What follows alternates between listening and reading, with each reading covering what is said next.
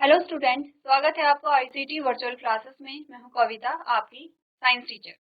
उम्मीद करती हूँ आप सभी अच्छे होंगे और स्वस्थ होंगे। तो क्लास कंटिन्यू करेंगे अपना चैप्टर जिसमें हम बात कर रहे थे रेस्पिरेशन इन ऑर्गेनिज्म, यानी कि जीवों में श्वसन। जीवों में श्वसन क्यों होता है, कैसे होता है, क्या रीजन है, इस प्रक्रिया के दौरान क्या होता है, इसके बारे में काफी आइडिया आपको यहाँ पर लग गया है। तो देख लेते हैं अभी तक हमने क्या समझा है इस चैप्टर में। हमने बात की है सबसे पहले इंट्रोडक्शन की, और इसी के साथ हमने कुछ क्वेश्चंस के बारे में बात की, जैसे कि हम श्वसन क्यों करते हैं, ऑक्सीजन हमारे शरीर में, ऑक्सीजन का हमारे शरीर में क्या उपयोग है, और हमारे शरीर में कार्बन डाइऑक्साइड कहाँ से आती है। ठीक है, तो इस सारे क्वेश्चन का आंसर आपको मिला है। इसी के साथ आपने बात की है जो रेस्पिरेशन है उसके अलग अलग चरणों के बारे में हमने बात की है। कोशिकीय श्वसन के बारे में हमने बात की और हमारे पास कुछ क्वेश्चन आए हैं, जैसे कि श्वसन क्या है, श्वसन की प्रक्रिया के दौरान क्या होता है, श्वसन की प्रक्रिया के फलस्वरूप किन उत्पादों का निर्माण होता है, श्वसन की प्रक्रिया कोशिका के किस अंगक में होती है, और श्वसन की प्रक्रिया को समीकरण के माध्यम से समझाइए। इन क्वेश्चन के आंसर हमने यहाँ पर क्या किए हैं, सॉल्व किए हैं। ठीक है, अब हम बात कर रहे थे यहाँ पर श्वसन के प्रकार के बारे में, जिसमें हमने कहा था श्वसन के दो प्रकार होते हैं, वायवीय श्वसन, अवायवीय श्वसन। ठीक है, सबसे पहले हमने एनारोब्स के बारे में बात की है और एनारोबिक रेस्पिरेशन के बारे में बात की है। उसके बाद हमने बात की है एरोबिक रेस्पिरेशन, यानी कि हमने बात की है मनुष्य में अवायवीय श्वसन किस प्रकार से होता है, और वायवीय श्वसन को आप पहले ही पढ़ चुके हैं जब आप यहाँ पर क्या देख रहे थे, इंट्रोडक्शन को देख रहे थे कि रेस्पिरेशन क्या होता है। जब हमने क्या देखा था, रेस्पिरेशन के 3 चरण देखे थे, तो यहाँ पर हमने वायवीय श्वसन की ही बात की थी। ठीक है, तो यहाँ पर अगर हम हेडिंग डाल दें वायवीय श्वसन, तो फिर आपको क्लियर हो जाएगा कि ये आपने बात की है वायवीय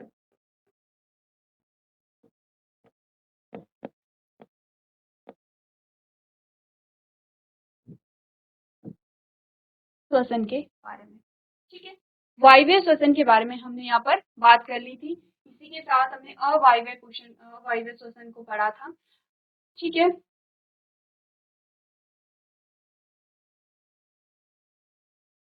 चलिए, अब यहाँ तक की बात हमने कर ली थी और हमारे पास जो हमारा टॉपिक चल रहा था वो था एरोबिक एंड एनारोबिक रेस्पिरेशन में क्या डिफरेंस है। अगर मैं कहूँ कि वायवीय और अवायवीय, अगर श्वसन के प्रकार के बेसिस पे आपके पास कौन कौन से क्वेश्चन बन सकते हैं, तो हमने क्या बोला, हमने बोला हमारे पास जो क्वेश्चन बन सकते हैं वो बनेगा श्वसन के प्रकार बताइए। पहला, वायवीय श्वसन व अवायवीय श्वसन में अंतर स्पष्ट कीजिए।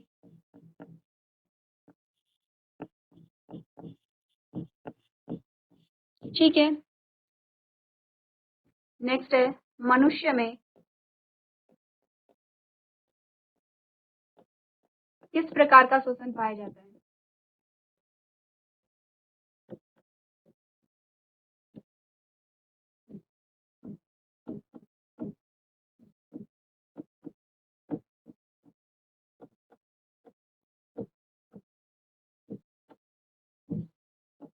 ठीक है, मनुष्य में अवायवीय श्वसन कब व क्यों होता है।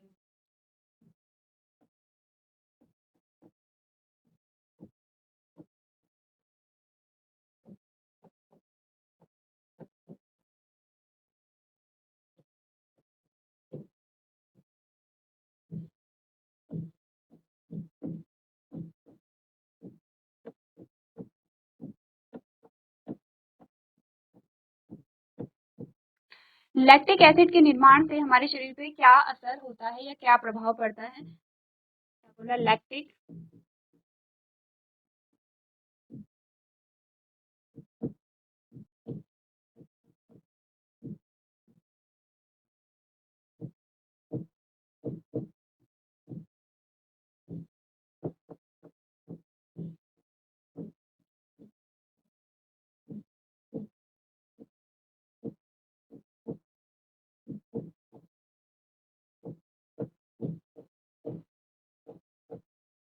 लैक्टिक एसिड के निर्माण से हमारे शरीर पर क्या प्रभाव पड़ता है। अब हम कहेंगे कि जब वायवीय और अवायवीय श्वसन में जो उत्पाद बन रहे हैं, या फिर हम किसी ये लिख सकते हैं अवायवीय श्वसन में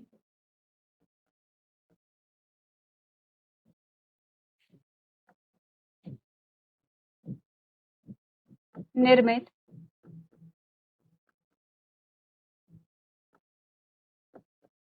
उत्पादों के नाम लिखिए।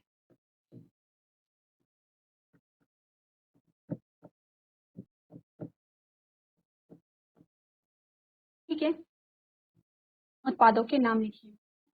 अब हमने बोला कि क्या होता है जब आप हेवी एक्सरसाइज करते हैं, जब आप अत्यधिक व्यायाम करते हैं, क्या होता है जब आप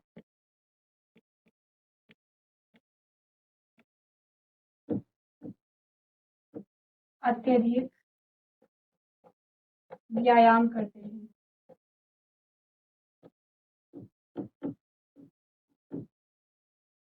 ठीक है, तो बहुत इसके अलावा भी हमारे पास बहुत सारे क्वेश्चन बन सकते हैं कि जैसे हमने बोला कि जब अवायवीय श्वसन होता है, हमने कहा मनुष्य में अवायवीय श्वसन किन परिस्थितियों में होता है। ठीक है, जैसे कि सेम ये क्वेश्चन ये भी कि मनुष्य में अवायवीय श्वसन कब और क्यों होता है। अगर मनुष्य में अवायवीय श्वसन होता है तो यहाँ पर क्या उत्पाद बनते हैं। तो ये सारे जो क्वेश्चन है ये आपके पास क्या आते हैं, इस प्रकार से आते हैं। तो हमने अगर टॉपिक को अच्छे से समझा है तो क्वेश्चन कैसे भी आए, लैंग्वेज कैसी भी है, आप उसके आंसर यहाँ पर कर सकते हैं। क्लियर है इतनी बात। तो हमने वायवीय और अवायवीय श्वसन को पढ़ लिया था। अब हम बात करते हैं इनमें डिफरेंस की। एक क्वेश्चन हमने ये भी देखा था कि एरोबिक और एनारोबिक रेस्पिरेशन में अंतर को स्पष्ट कीजिए। तो ये जो अंतर है हम इसे देखेंगे। सबसे पहले हमने कहा यहाँ पर एरोबिक रेस्पिरेशन है जिसे वायवीय श्वसन कहते हैं, ये एनारोबिक रेस्पिरेशन है जिसे अवायवीय श्वसन कहते हैं। ठीक है, क्लियर है।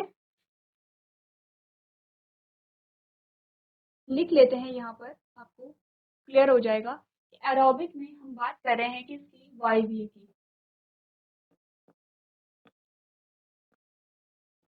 वायवीय की। और एनारोबिक में हम बात कर रहे हैं अवायवीय की।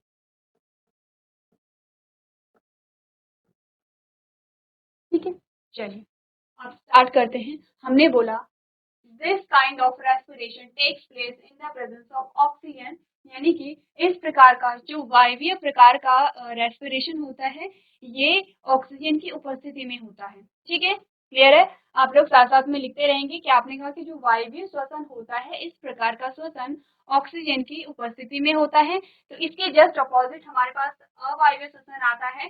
This type of respiration happens in the cells in the absence of oxygen, कि इस प्रकार का अवायवीय प्रकार का जो श्वसन होता है वो ऑक्सीजन की अनुपस्थिति में होता है। सेकेंड पॉइंट हमारे पास क्या आता है, it leads to release of a high amount of energy in living organism, कि जो वायवीय श्वसन है इसमें अत्यधिक ऊर्जा का निष्कासन होता है, अत्यधिक ऊर्जा हमें मिलती है। और यहाँ पर हमने क्या बोला, अवायवीय श्वसन में it result in a low amount of energy, अवायवीय श्वसन में कम ऊर्जा बनती है वायवीय श्वसन की तुलना में। तो दोनों में से ज्यादा ऊर्जा कहाँ बनी, वायवीय श्वसन में बनी, और कम ऊर्जा कहाँ पर बनी, अवायवीय श्वसन में बनी है। आपने कहा human beings and many other animals undergo aerobic respiration, आपने बोला मनुष्य और कुछ और जो जंतु होते हैं जिनमें वायवीय श्वसन पाया जाता है। तो अवायवीय श्वसन किसमें पाया जाता है, आपने कहा east and sometimes human beings undergo anaerobic respiration, जो ईस्ट होते हैं और कभी कभी मनुष्यों में अवायवीय प्रकार का श्वसन पाया जाता है। ठीक है, अब नेक्स्ट जो इंपॉर्टेंट लाइन आती है, carbon dioxide and water are also release in aerobic respiration, आपने कहा ऊर्जा के साथ साथ यहाँ पर कार्बन डाइऑक्साइड और जल का निर्माण होता है किसमें, वायवीय श्वसन में। और अगर हम एनारोबिक यानी कि अवायवीय श्वसन की बात करें तो हमने कहा animals muscle cells release lactic acid and yeast release ethanol and carbon dioxide in anaerobic respiration। अगर हमने कहा एनारोबिक रेस्पिरेशन को दो प्रकार से हम पढ़ेंगे, जिसमें हम कहेंगे कि अगर मनुष्य में हो रहा है तो उसमें लैक्टिक एसिड और एनर्जी बनेगी, ईस्ट में अगर हो रहा है तो एनर्जी एथेनॉल और कार्बन डाइऑक्साइड बनेगा। ठीक है, तो दोनों अंतर को आपको हर एक पॉइंट को यहाँ पे नोट करना है। टोटल 4 पॉइंट्स आपके पास आते हैं। इसके अलावा 5वां पॉइंट आप एग्जाम्पल लिख सकते हैं यहाँ पर। तो दोनों जो रेस्पिरेशन है उसे आप अपनी कॉपी में नोट करेंगे।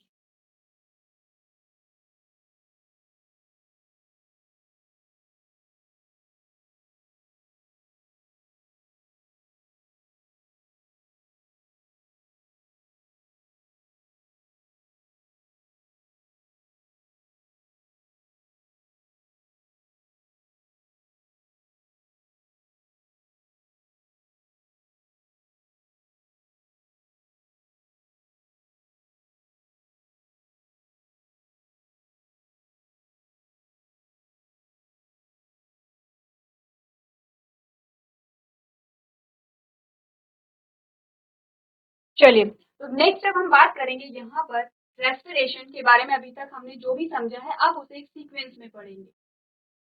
सबसे पहले बात करेंगे ब्रीथिंग क्या होती है, इनहेलेशन, एक्सहेलेशन क्या होता है, ब्रीथिंग रेट यहाँ पर क्या होता है, श्वसन दर को समझेंगे यहाँ पर, ठीक है। चलिए, तो सबसे पहले ब्रीथिंग को समझते हैं। ब्रीथिंग हमने बोला सांस लेना। जो भी चीजें हमने यहाँ पर देखी हैं, हमने अलग अलग स्टेप समझे हैं, अब उसे हम यहाँ पर क्या करेंगे, थ्योरेटिकली समझेंगे। ब्रीथिंग में आप सांस ले रहे हैं, ठीक है, लेकिन अगर हम रेस्पिरेशन कहते हैं तो रेस्पिरेशन में सारी प्रोसेस वहां पर क्या होती है, इंक्लूड हो जाती हैं। इससे पहले हम बात कर लेते हैं कि जो रेस्पिरेशन की प्रोसेस होती है वो कैसे कैसे यहाँ पर होती है।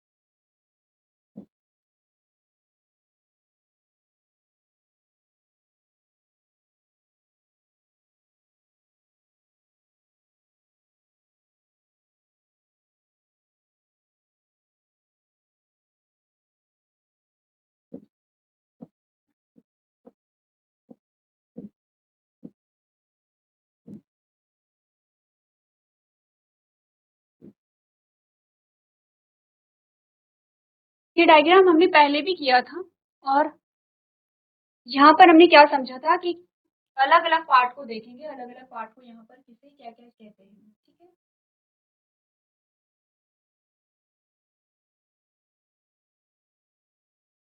चलिए, सबसे पहले हमने कहा था आपके पास आते हैं नासा द्वार।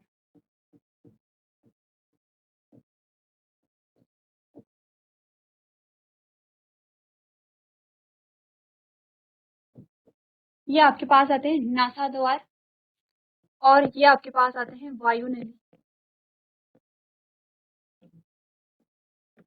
ये आपके पास आते हैं फेफड़े, ठीक है। यहाँ पर जो वायु नली है, जिसे आप क्या कहते हैं, ट्रेकिया भी कहते हैं।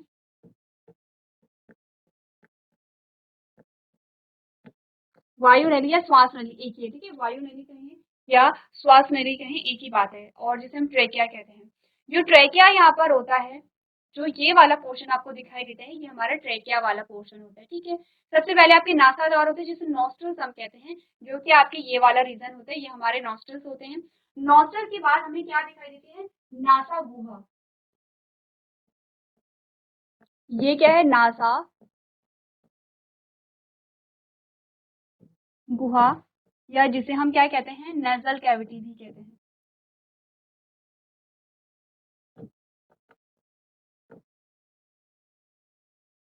ठीक है, क्लियर है।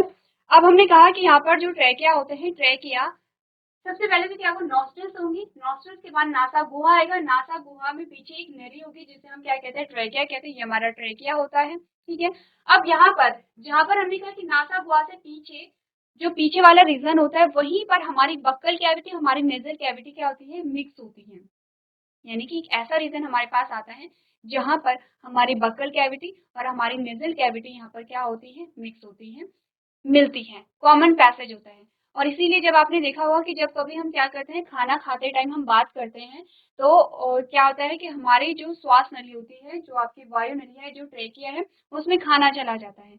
या फिर जब कभी आप पानी पीते हैं, तो पानी आप गलत तरीके से आपने पी लिया है, तो पानी आप गले से यहाँ पर नाक के माध्यम से वापस बाहर आ जाता है। तो ऐसा क्यों हो रहा है, क्योंकि हमने कहा नासा गुहा और जो हमारी मुख्य गुहा है, यानी कि नेजल कैविटी और बकल कैविटी का एक कॉमन पैसेज होता है, जो वहां से बाहर निकल जाता है, ठीक है। अब जो ट्रैकिया होता है, ट्रैकिया दो पार्ट में यहाँ पर डिवाइड हो जाता है, दो भागों में विभाजित हो जाता है।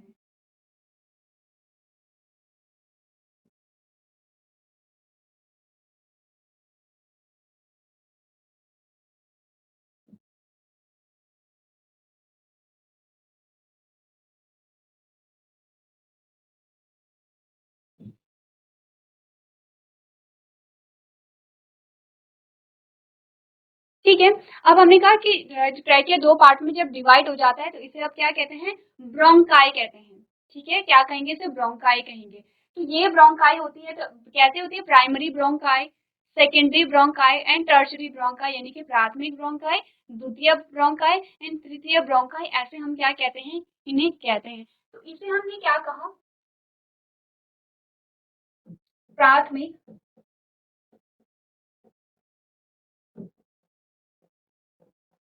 ब्रोंकाई। फिर ऐसे हमारे पास क्या आती है, द्वितीय ब्रोंकाई आती है। ठीक है, द्वितीय ब्रोंकाई। और ऐसे ही हमारे पास बहुत सारे नाम हमें नहीं देखने हैं, ऐसे ही आपको इस वाली ब्रोंकाई का नाम याद रखना है जिस पर आपको ये बलून जैसे स्ट्रक्चर दिखाई दे रहे हैं, इस प्रकार से।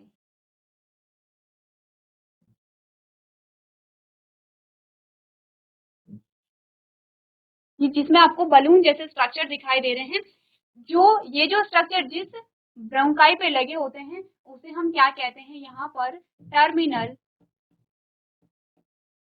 Terminal bronchi. और इन गोलों को हम क्या कहते हैं, इन बलून जैसे स्ट्रक्चर को हम क्या कहते हैं, हमने इन्हें कहा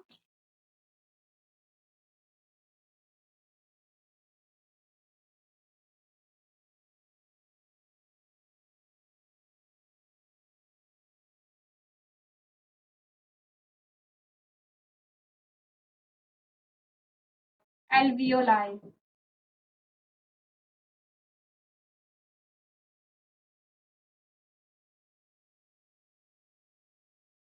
क्या कहेंगे, एल्वियोलाई कहेंगे। ठीक है, इन जो बलून जैसे स्ट्रक्चर होते हैं इन्हें हम क्या कहते हैं, एल्वियोलाई कहते हैं। ठीक है, जो स्ट्रक्चर यहाँ पे है वही स्ट्रक्चर हम यहाँ पर भी बना लेते हैं।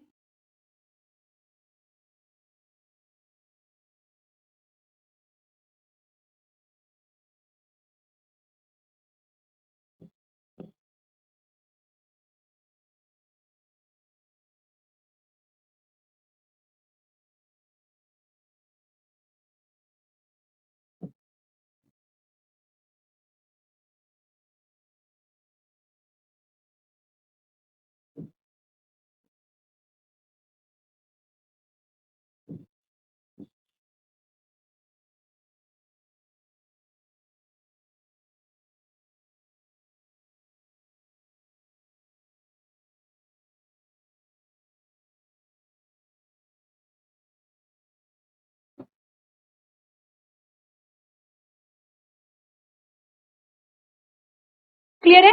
अब जो स्ट्रक्चर हमारा यहाँ पे बना है सेम स्ट्रक्चर यहाँ पर भी होता है। आपने कहा यहाँ पर भी primary bronchi, secondary bronchi, tertiary bronchi भी होती है, और लास्ट में हमारे पास ये टर्मिनल ब्रोंकाई है। टर्मिनल ब्रोंकाई में हमारे एल्विलाई आ जाते हैं। ठीक है, चलिए इतनी बात क्लियर हो गई है। अब हमें ये देखना है कि श्वसन की प्रक्रिया कैसे होती है।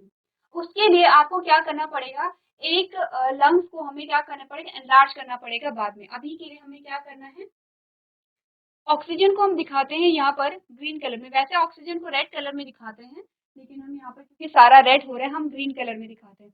हमने कहा नासा द्वार से आपने ऑक्सीजन ग्रहण की, वो आपकी नेजल कैविटी में गई, नेजल कैविटी से होते हुए आपके ब्रोंकाई में गई, ब्रोंकाई से होते हुए आपके प्राइमरी ब्रोंकाई में गई, प्राइमरी ब्रोंकाई से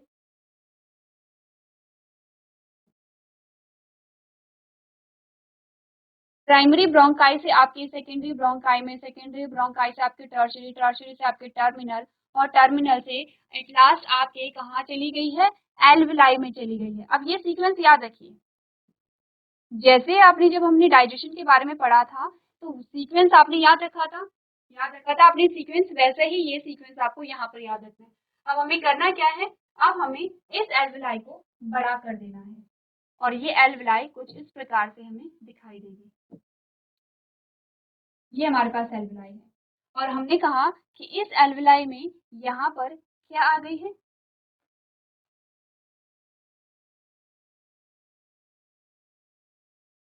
ऑक्सीजन भर गई है। इस प्रकार से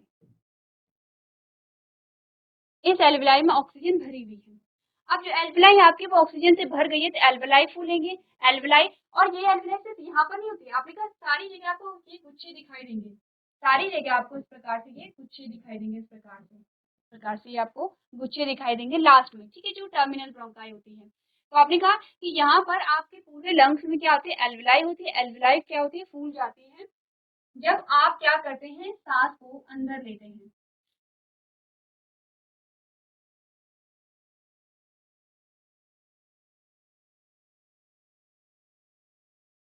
ठीक है, जब आप क्या करते हैं, सांस को अंदर लेते हैं, तो आपके जो पूरे लंग्स हैं वो क्यों फूल जाते हैं, क्योंकि एल्विलाई आपकी क्या हो रही है,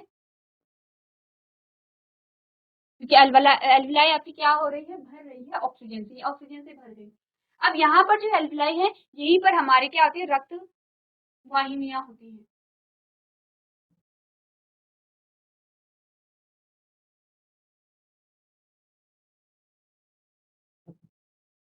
इस प्रकार से होती है, ठीक है।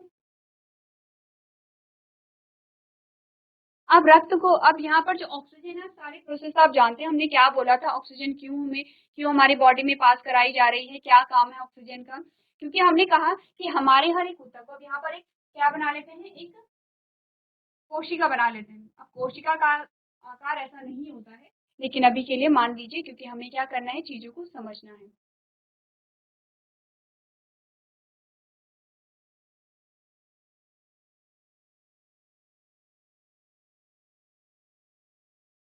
ठीक है, हमें चीजों को क्या करना है, समझना है। तो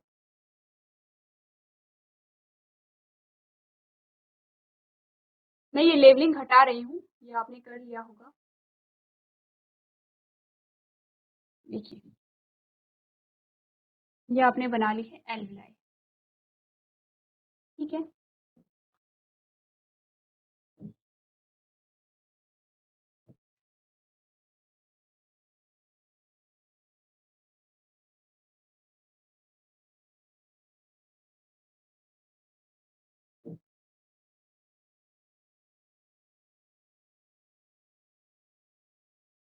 चलिए, इस प्रकार से एक प्रोसेस चल रही है, जिसमें हमने कहा कि जो हमारे यहाँ पर क्या है, एल्विलाई है, वो ऑक्सीजन से भरी हुई है।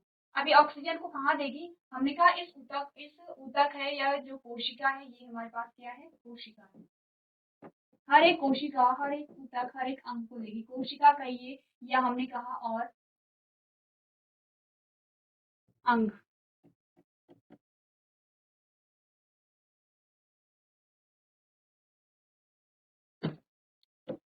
ठीक है। लेकिन इस कोशिका या अंग तक जो ऑक्सीजन को पहुंचाने का कार्य करेगी, वो आपके ब्लड वेसल्स करेगी, आपके रक्त वाहिनियां करेंगी। इसके लिए जो ऑक्सीजन है, वो कहाँ चली जाती है, रक्त में चली जाती है। तो यहाँ पर इस प्रकार से जो ऑक्सीजन है, वो रक्त में क्या हो गई है, ऐड हो गई है, इस प्रकार से यहाँ पर ऑक्सीजन आपके रक्त में आ गई है। जब आपके रक्त में आई, तो फिर कहाँ गई, आपकी कोशिका में चली गई है। जब कोशिका में गई, तो कोशिका में क्या हुआ, ऑक्सीजन ने क्या काम किया, ये बात हम जानते हैं। हमने कहा ये ग्लूकोज के साथ जुड़ करके इसने क्या बनाई, यहाँ पर एनर्जी बनाई। एनर्जी के साथ साथ इसने क्या बनाया, प्लस H2O, और इसके साथ साथ क्या बना यहाँ पर, CO2, कार्बन डाइऑक्साइड।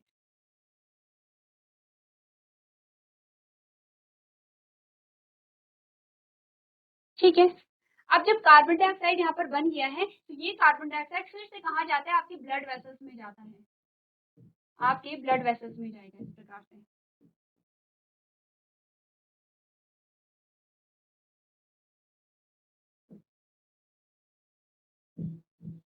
क्या चल रही है, CO2 चल रहा है, और ये CO2 फिर से आपकी एल्विलाई में चला जाता है। यहाँ पर साइकिल को समझिए कि हो क्या रहा है एक्चुअली में, ठीक है।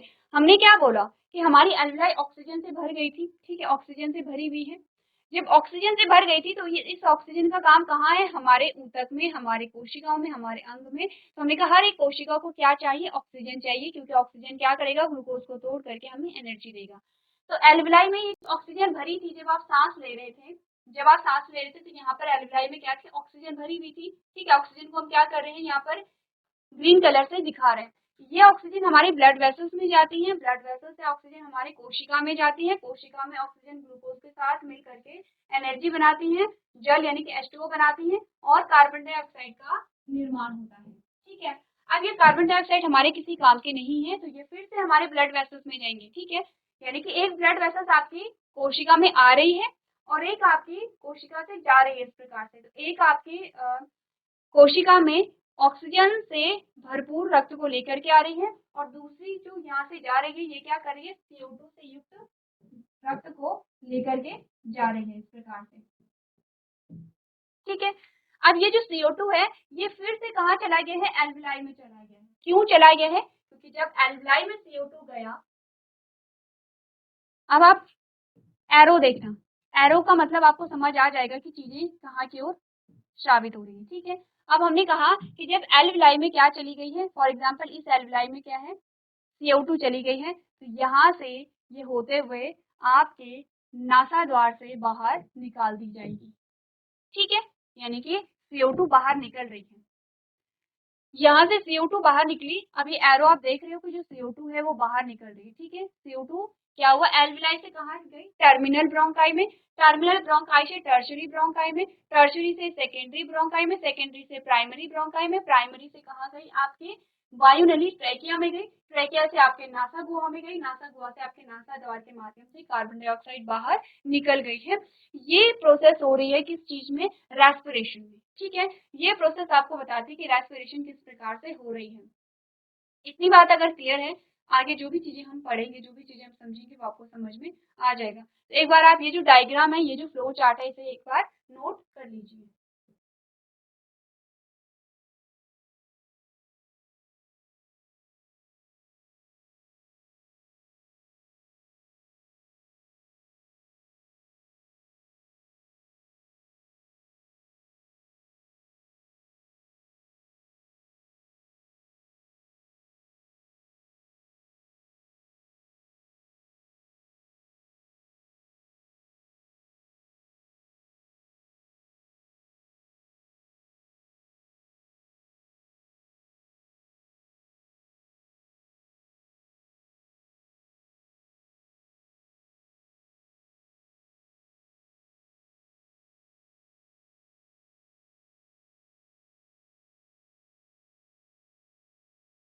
चलिए, तो यहाँ पर हमने बात की है रेस्पिरेशन की प्रोसेस की। अब अगर आपने डायग्राम को समझ लिया है, तो आगे जो भी थ्योरेटिकल पोर्शन आपके पास आता है, जैसे कि हमने कहा ब्रीथिंग, जैसे कि हमने कहा इनहेलेशन में और एक्सहेलेशन में क्या हो रहा है, जैसे कि ब्रीथिंग रेट हम यहाँ पर बाद में डिस्कस करेंगे। अभी आपको क्या करना है, प्रोसेस को समझना है। तो इसी प्रकार से आप क्या करेंगे, डायग्राम बनाएंगे, डायग्राम में आप देखेंगे किस प्रकार से यहाँ पर क्या हो रही है, गैस का विनिमय हो रहा है। तो आज के सेशन में हम इतना ही करेंगे। अभी तक क्लास में बने रहने के लिए आपका धन्यवाद।